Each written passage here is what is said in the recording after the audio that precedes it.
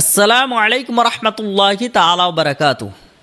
দোয়া এমন এক ইবাদত যা একজন দুর্বল বান্দাকে সরাসরি তার রবের সঙ্গে যুক্ত করে। কিন্তু আমরা কি সত্যি দোয়া করার সঠিক পদ্ধতি জানি? বা দোয়ার সময় হাত তোলা কি জরুরি? ওযু ছাড়া দোয়া করলে কি দোয়া কবুল হবে? কিবলামুখী হয়ে দোয়া না করলে দোয়া কবুল হবে কি না? নামাজের পর দোয়া না করলে নামাজ কি অপূর্ণ থেকে যাবে? দোয়ার শুরুতে কি বলতে হয়, এরপর কি বলতে হয়, আর শেষে কিভাবে দোয়া শেষ করতে হয়? কোন কোন সময় দোয়া সবচেয়ে বেশি কবুল হয়? সালাফে সালেহিনরা কখন এবং কিভাবে দোয়া করতেন? আর কোন কোন কারণে দোয়া কবুল হয় না? আজকের এই ভিডিওতে এসব গুরুত্বপূর্ণ বিষয় নিয়ে অত্যন্ত সহজ সরল ভাষায় বিস্তারিতভাবে আলোচনা করা হয়েছে। তাই অনুরোধ করব, ভিডিওটি শেষ পর্যন্ত অবশ্যই দেখবেন।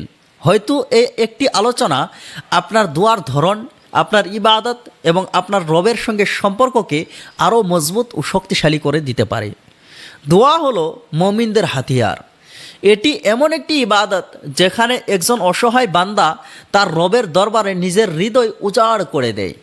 আল্লাহ তাআলা বলেন, উদউনি আস্তাজিব লাকুম, তোমরা আমাকে ডাকো, আমি তোমাদের ডাকে সাড়া দেব। এই আয়াতে আল্লাহ তাআলা তার বান্দাদেরকে সরাসরি দোয়ার নির্দেশ দিয়েছেন এবং দোয়া কবুলের প্রতিশ্রুতিও দিয়েছেন। এখন কথা হলো, দোয়ার সময় হাত না তুললে দোয়া কবুল হবে কি না? আমাদের ভিতরে অনেকেই মনে করে যে দোয়ার সময় হাত উত্তোলন না করলে দোয়া কবুল হয় না। আসলে কথাটা এরকম নয়। দোয়ার সময় হাত তোলা সুন্নত এবং উত্তম একটি কার্য, কারণ দোয়ার সময় হাত উত্তোলনের অনেক ফায়দা রয়েছে।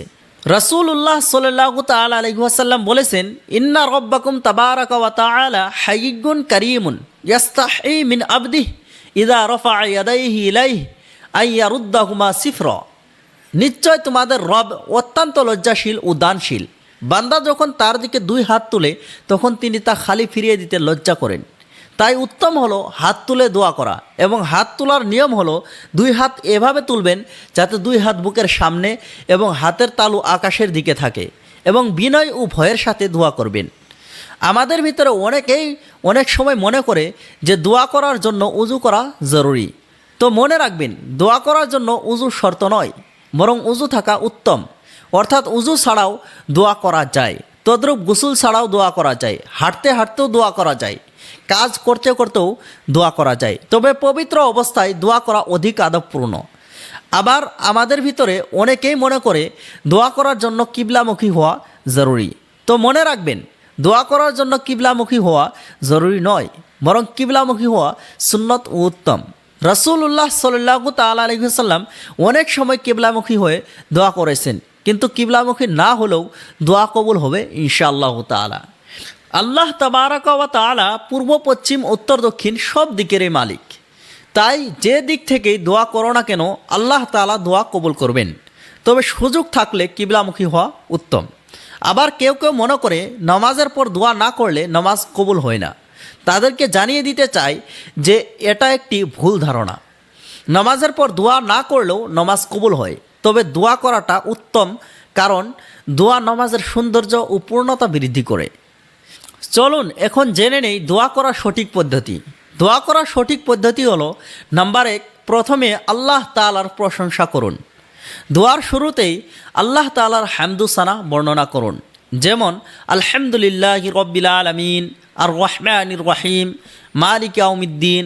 অথবা নিজের ভাষায় বলুন, হে আল্লাহ, সকল প্রশংসা আপনার জন্য, আপনি পরম দয়ালু, পরম করুণাময়, আসমান ও জমিনের মালিক, ইত্যাদি ইত্যাদি।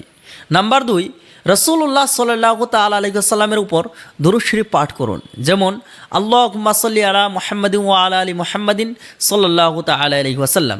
হাদিসে এসেছে, যে দোয়া আল্লাহ তাআলার প্রশংসা ও দুরূদ ছাড়া শুরু হয় তা অপূর্ণ থেকে যায়। নাম্বার 3, তওবা ও ইস্তেগফার করুন। আল্লাহ তাআলার কাছে নিজের গুনাহ স্বীকার করে ক্ষমা চান, যেমন আস্তাগফিরুল্লাহ রাব্বি মিন কুল্লি যামবি ওয়া আতুবু ইলাইহি। কারণ গুনাহ দোয়া কবুলের পথে বড় বাধা হয়ে দাঁড়ায়। নাম্বার 4, বিনয় ও একাগ্রতার সাথে নিজের প্রয়োজন পেশ করুন, যেমন দিনের কল্যাণ, ইমানের দৃঢ়তা, হেদায়েত, রিজক, সুস্থতা, সন্তানের নেক বানানোর জন্য, জান্নাত পাওয়ার আশায়, জাহান্নাম থেকে মুক্তির জন্য, ইত্যাদি ইত্যাদি। সব জায়েজ বস্তুর জন্য দোয়া করতে পারবেন। নাম্বার 5, বারবার দোয়া করুন। একবার বলে থেমে যাবেন না। রাসূলুল্লাহ সাল্লাল্লাহু তাআলা আলাইহি ওয়াসাল্লাম প্রায় 3 বার দোয়া করতেন। নাম্বার 6, দোয়ার শেষে আবারও দুরূদ শরীফ পাঠ করুন। কারণ আলিমগণ বলেছেন, দোয়ার শুরু ও শেষ যখন দুরুদের দ্বারা ঘেরা থাকে তখন দোয়া কবুল হওয়ার আশা আরও বেশি হয়। এখন জেনে নেই কোন কোন সময় দোয়া বেশি বেশি কবুল হয়। নাম্বার 1, শেষ রাত্রে তাহাজ্জুদের পর। রাতের শেষ তৃতীয়াংশে আল্লাহ তাআলার বিশেষ রহমত নাজিল হয়। এই সময়টি দোয়া কবুলের অন্যতম শ্রেষ্ঠ সময়। নাম্বার 2, সেজদার মধ্যে। রাসূলুল্লাহ সাল্লাল্লাহু তাআলা আলাইহি ওয়াসাল্লাম বলেছেন, আকরাবু মা ইয়াকুনুল আবদু মির রাব্বিহি ওয়া হুয়া সাজিদুন ফাকসিরুদ দুআ। বান্দা সেজদায় থাকাকালে তার রবের সবচেয়ে নিকটবর্তী থাকে, অতএব তোমরা সেজদায় বেশি বেশি দোয়া করো। নাম্বার 3, ফরজ নামাজের পর। সালাম ফিরিয়ে জিকির ও আজকারের পর দোয়া করা উত্তম। নাম্বার 4, আজান ও ইকামতের মধ্যবর্তী সময়। এ সময়ের দোয়া প্রত্যাখ্যান হয় না। নাম্বার 5, জুমার দিনে। জুমার দিনে এমন একটি সময় আছে যখন দোয়া করলে তা কবুল হয়। অনেক আলিমের মতে আসরের পর থেকে মাগরিব পর্যন্ত সময়টি অধিক সম্ভাবনাময়।